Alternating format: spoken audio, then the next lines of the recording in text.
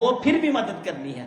اور مظلوم جو ہوتا ہے یہ مت سمجھیے کہ اس کے ساتھ کوئی بھی نہیں ہے، اس کی ہیلپ کرنے والا کوئی نہیں ہے، اس کا ساتھ دینے والا کوئی نہیں ہے۔ مظلوم کی اسلام میں بڑی طاقت ہے، بڑی طاقت ہے مظلوم کی۔ آپ اندازہ کریں جس کے ساتھ اللہ ہو اس کو پھر کسی اور کی ضرورت رہتی ہے؟ مظلوم وہ ہے جس کے ساتھ رب ہوتا ہے۔ یہ حدیث شریف بخاری شریف کی حدیث ہے، نبی کریم علیہ السلام نے حضرت معاذ کو جب یمن کی طرف حاکم بنا کے بھیجا تو آپ نے حضرت معاذ کو نصیحت کرتے ہوئے یہ ارشاد فرمایا، اے معاذ اتقی دعوت المظلوم، اے معاذ مظلوم کی بد دعا سے بچتے رہنا، مظلوم کی بد دعا سے بچتے رہنا۔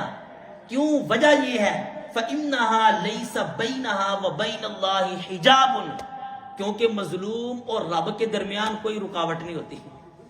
وہ جو دعا مانگتا ہے نا وہ ڈائریکٹ ہی قبول ہوتی ہے، بیچ میں کوئی واسطہ نہیں ہوتا، کوئی رکاوٹ نہیں ہوتی۔ اس کے منہ سے جو دعا نکلتی ہے رب تعالیٰ اس کی دعا کو قبول کرتا ہے۔ یہ مظلوم کی پاور ہے، یہ مظلوم کی طاقت ہے۔ اگر وہ ہاتھ اٹھا لے ظالم کے خلاف کہ مولا یہ مجھ پر ظلم کر رہا ہے، اس نے میرے پلاٹ کھا لیے، اس نے میرے پیسے کھا لیے، اس نے مجھے تماچا مارا، یہ مجھے قتل کرنے کی پلاننگ کر رہا ہے، یہ مجھے طرح طرح کے طریقوں کے ساتھ میرے اوپر ظلم کرنے کی کوششیں کر رہا ہے، اے اللہ میری مدد فرما، اس کو ہلاک کر دے۔ وہ مظلوم اگر اس نے یہ دعا کر دی، بد دعا کر دی، تو ظالم کا کچھ نہیں رہے گا، بندے کی تو پھر دنیا بھی تباہ اور آخرت بھی تباہ۔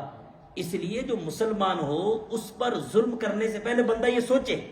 بعض بات ہوتا وہ ظاہری طور پہ غریب ہے، ٹھیک ہے، دنیا میں وہ بیچارہ کچھ نہیں کر سکے گا، نہ وہ قانون کے پاس جا سکے گا، نہ اس کے پاس کوئی ایسا سٹیٹس ہے، نہ اس کے پاس پیسہ ہے، لیکن وہ اللہ سے بات تو کر سکتا ہے، وہ اللہ کی بارگاہ میں ریکویسٹ تو کر سکتا ہے، اللہ کی بارگاہ میں التجا تو کر سکتا ہے۔